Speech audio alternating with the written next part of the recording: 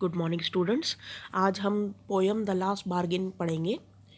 Come and hire me, आओ और मुझे हायर कर लो, मैंने चीखा। और इन द मॉर्निंग में मतलब मॉर्निंग के सुबह सुबह। तो I was walking on the stone paved road, मैं जो स्टोन वाले रोड पे चल रहा था जिसमें पत्थर जड़े हुए होते हैं, ठीक है। Sword in hand the king came in his chariot, एक हाथ में तलवार लिए हुए, स्वॉर्ड का मतलब होता है तलवार, हाथ में लिए एक किंग आया अपने चैरियट पे, अपने रथ पर। He held my hand and said, उसने मेरा हाथ पकड़ा और बोला, I will hire you with my power, मैं तुम्हें हायर करूँगा अपने पावर से।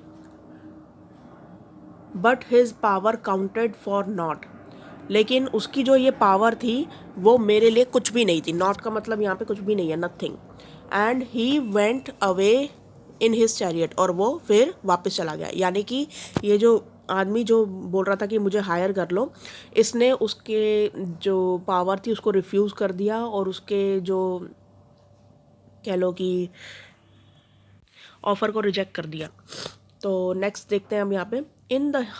In the heat of the mid day the house stood with shut doors. अब दोपहर का टाइम था और बहुत गर्मी हो रही थी, हीट हो रही थी, और जितने भी हाउस थे उन सबके डोर जो थे वो बंद थे।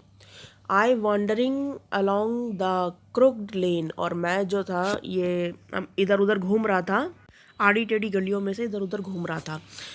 An old man came out with his bag of gold, और एक बूढ़ा आदमी आया मेरे पास अपने गोल्ड से भरे हुए बैग को लेकर। ही पॉन्डर्ड एंड सैड, उसने वो सारा जो बैग था वो मेरे सामने उड़ेल दिया और बोला, I will hire you with my money, मैं तुम्हें अपने पैसे से ख़रीदना चाहता हूँ।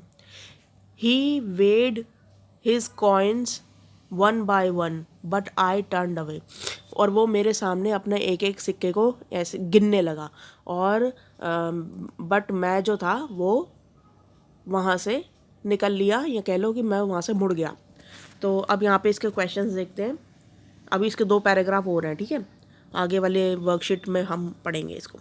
तो फर्स्ट है, after reading this above extract answer the following questions. Question number 1, the king sword suggest, यहाँ पे किंग की जो स्वॉर्ड है यानी कि तलवार है वो किसको सजेस्ट करती है, तो यहाँ पर आएगा पावर को।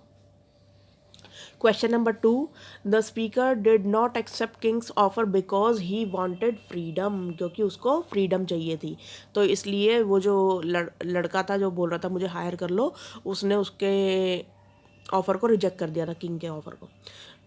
What do you understand by the word not, तो नॉट ऊपर जो बता रखा है तो उसको मैंने बताया था ना, नथिंग बोलते हैं, ठीक है। Which word in the poem means thought deeply, तो थॉट डीपली का मतलब होता है थिंक डीपली, का मतलब हो गया यहाँ पे पॉन्डर्ड, ठीक है। और क्वेश्चन नंबर 5 देखते हैं अब।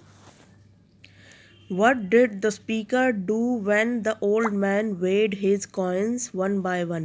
तो यहाँ पर स्पीकर ने क्या किया जब वो ओल्ड मैन अपने एक एक करके कॉइन गिन रहा था, तो यहाँ पर वो टर्न्ड अवे, वो वापस चला गया वहाँ से, ठीक है, मतलब वो मुड़ गया वहाँ से, उसने उसका ऑफ़र भी एक्सेप्ट नहीं किया ओल्ड मैन का, ठीक है।